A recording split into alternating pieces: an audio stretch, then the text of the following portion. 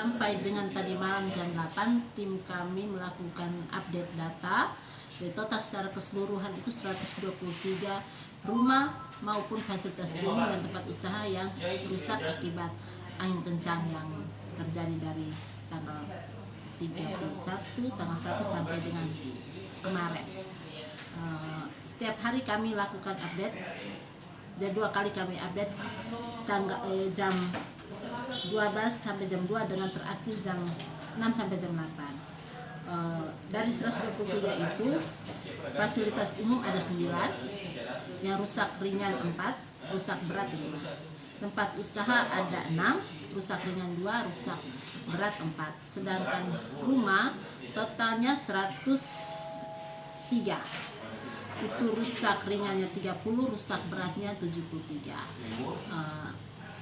Nanti bantuan akan diberikan ke masyarakat terdampak berdasarkan perintah dari Pak Penjabat.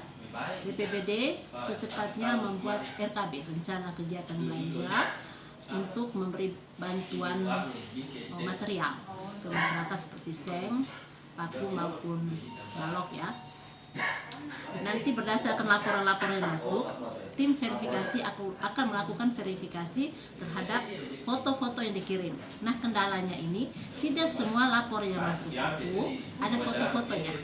Dan kami sudah menghimbau melalui grup Salam Tangguh maupun grup satunya yang terdiri dari para camat maupun para kepala desa untuk menghimbau ke mereka agar setiap lapor yang masuk harus disertakan dengan foto keadaan rumah bersama dengan nama pemiliknya, KK ataupun fotokopi KTP.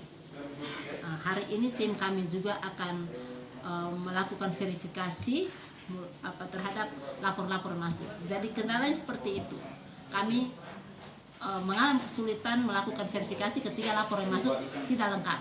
Kami minta lampirkan juga dengan foto-foto keadaan rumah maupun fasilitas umum atau tempat usaha yang terdampak.